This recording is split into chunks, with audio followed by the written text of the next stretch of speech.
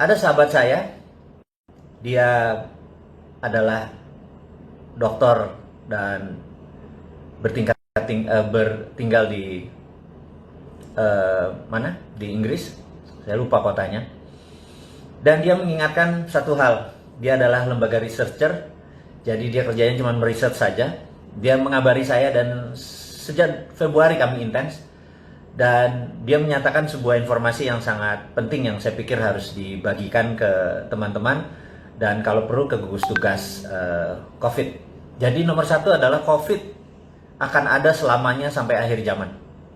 Itu kira-kira informasi yang akan dimulai dengan pernyataan hari ini. Jadi COVID akan ada sampai akhir zaman karena yang namanya virus ini sejak dulu juga sudah ada gitu ya. Nah, beberapa mungkin sepakat bahwa COVID yang kali ini adalah di enrich atau diperkaya. Terlepas nanti teori konspirasinya, teman-teman sendirilah yang nanti bisa memutuskan apakah ini memang deadly, mematikan atau tidak. Tetapi dunia kacau balau dengan adanya COVID. Nah, dia mengingatkan bahwa cara yang terbaik saat ini, dan tolong diingatkan dengan ke pemerintah Indonesia, makanya dengan IG Live hari ini saya juga menyempatkan untuk menghimbau dan mengajari mungkin, karena ini saya diajari juga dari dia untuk bagaimana menyelesaikan COVID supaya kita dalam posisi menang. Damai itu sebenarnya kata yang saya tidak suka. Karena kita berdamai, sementara makhluk itu yang namanya COVID, dia nggak berdamai. Jadi kitanya berdamai, kitanya kasih bendera putih, dia tetap nyerang kita. Dan ini membuat kita menjadi tidak aware gitu ya. Nah, saya tidak ingin ini terjadi berlama-lama. Saya ingin memanfaatkan kesempatan hari ini untuk menyelesaikan COVID once for all. COVID adalah corona disease, virus. Jadi perilaku virus itu di setiap daerah harus di research. Jadi tidak bisa kita mendapat data dari koran atau dari media atau dari informasi asing bahwa oh di Cina kayak gini, di Amerika kayak gini. Karena banyak sekali menyatakan bahwa oh Amerika nggak bisa mengendal COVID, Cina nggak bisa mengendal, tahu-tahu Wuhan lockdown sekarang 11 juta di lockdown versi baru sekarang dengan di retest. China, Singapura kena second wave dan lain sebagainya. Nah, yang harus kita lakukan adalah menurut teman saya, seorang dokter dari Malaysia ini yang bertempat tinggal di Inggris yang khusus mempelajari tentang virus, dia menyatakan adalah tolong diingatkan kepada gugus tugas corona di Indonesia bahwa postmortem atau mereka yang meninggal karena COVID dianalisa.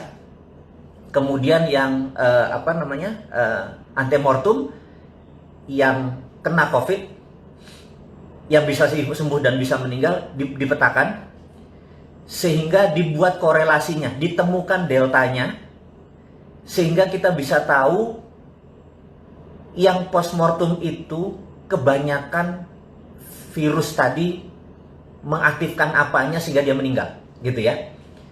Jadi dianggap bahwa virus ini tidak mematikan dulu.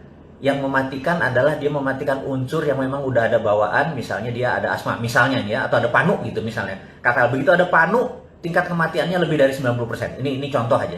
Nah, setelah kita melakukan korelasi antara postmortem dan antemortem, di sini pasti ketemu korelasi baru, delta baru, dan ini hanya berlaku di Indonesia. Jadi nggak peduli sama korelasi sama Singapura, korelasi dengan Cina yang saat ini dibanggakan oleh pejabat Indonesia itu apa-apa Cina gitu.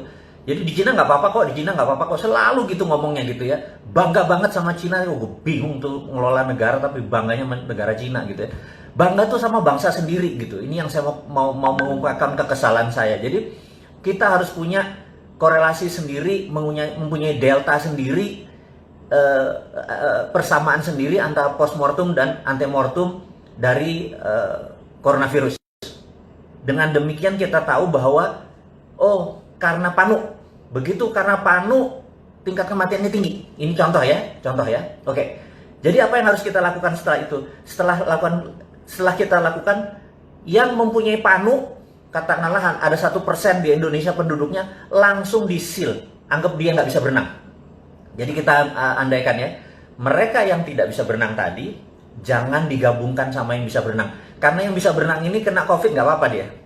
Tingkat kesembuhannya 99,9. Tapi kalau panu ini, tingkat mortalitasnya atau fatalitasnya 99%. Jadi ini yang dilindungi. Nah, jadi saat ini kita harus cepat menemukan mereka-mereka yang tidak bisa berenang, lalu langsung di corner, lalu langsung dijaga, dan yang ini garansi, ini tingkat kesembuhannya tinggi. Itulah metode yang disarankan oleh sahabat saya itu adalah lakukan ini segera dan habis itu nggak usah mikirin tentang lockdown. Udah keluar aja. Karena kita akan hidup dengan COVID forever, gitu.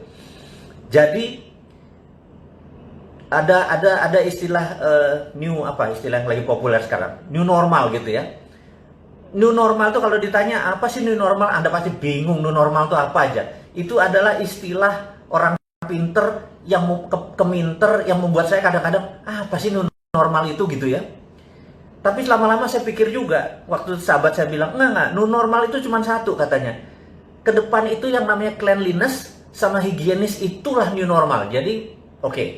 Karena kita akan hidup dengan COVID selamanya, maka new normal itu adalah kebersihan, higienis dan cleanliness dan kita mencucikan diri, disinfektan, hand sanitizer, kebiasaan kita menjadi makhluk yang lebih bersih. Nah, itu adalah new normal. Sisanya dagang akan sama, beli di harga murah, di harga tinggi jual, gitu ya. Harga saham rendah Anda beli, harga tinggi jual, gitu. Apa yang berubah gitu? Nggak ada. Itu semua ya old school gitu ya, nggak ada new normalnya gitu ya. Terus business going digital dari 5 tahun yang lalu juga kita tahu business going digital gitu ya. Terus ada yang bilang new world order. Nah itu nanti Mas Hasbi sabar, tentang new world order kita akan turun tangan sendiri. Jadi kita sepakat bahwa COVID akan hidup sama kita selamanya, dan kita minta pemerintah sekarang menemukan delta yang baru, kausalitas yang baru, di manakah yang membuat orang-orang yang tidak bisa berenang itu cepat diketemukan. Jadi orang-orang yang punya, ini cuma istilah nggak bisa berenang, yang sisanya bisa berenang gitu ya.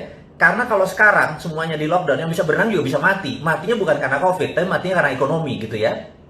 Nah, kita nanti akan sampai ke sana. Kemudian berita COVID kita selesaikan dulu supaya jangan lama-lama. Udah bosan kita ngomong tentang COVID.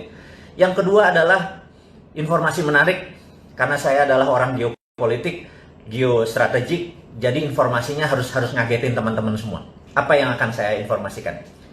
Dubes Cina di Israel diasasin. Jadi kita tahu beritanya bahwa kemarin hari ini Dubes Cina di Israel mati. Anda boleh menganalisa apa yang akan terjadi. Jadi saya nggak nganalisa dulu, saya ngasih mentahnya dulu bahwa fakta Dubes Cina di Israel mati, dah gitu ya. Jadi kita siap-siap lanjut yang lain. Berikutnya adalah, itu berita internasional dulu. Jadi berikutnya adalah 13 shadow men. Jadi waktu Ronald Reagan memanggil 13 shadow men ini, orang-orang yang akan mendesain bagaimana mengalahkan Uni Soviet, 13 orang ini mendesain dan melakukan operation, dan akhirnya Soviet tahun 89-91 terguling.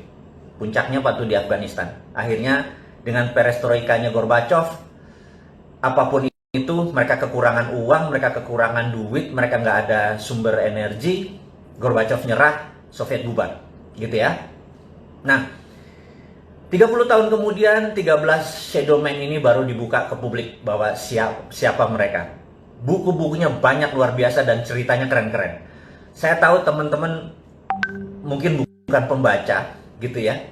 Bahkan ada pejabat nasional yang buku-buku geopolitik, geostrategi, buku sejarah nggak dibaca, lebih memilih baca Doraemon dan Shinchan. Saya sudah baca buku Doraemon dan Shinchan, nggak ada tuh tulisan tentang Roger Robertson, orang-orang salah satu di antara 13 ini, saya nggak nemu gitu ya. Kalau dia nggak tahu siapa 13 orang ini, bagaimana bisa ngelola negara, pejabat-pejabat itu? Saya pikir kok bacanya Shinchan. Saya juga pengen, oke deh, saya mungkin akan membuat komik Shinchan untuk diisi ceritanya tentang 13 shadow men ini, supaya masuknya dari kekinian gitu ya, dengan membaca Shinchan dan Doraemon gitu ya. Nah, mungkin karena ini bukunya bahasa Inggris, sangat sedikit sekali orang Indonesia yang suka baca buku bahasa Inggris, apalagi geopolitik, sehingga hal-hal seperti gini mereka bilang, untuk apa sih, what's in it for me, untungnya buat gue apa gitu ya. Toh ada si Bosman yang bakal ceritain, it's a good point gitu ya. Ya sudah, saya aja yang cerita gitu ya. Jadi 8 dari 13 Shadow Man itu ternyata masih hidup gitu ya. Saat ini mereka seminggu terakhir setiap hari ada di Oval House, ada di West Wing, ada bertemu dengan Trump. Nah, ini yang saya mau menceritakan.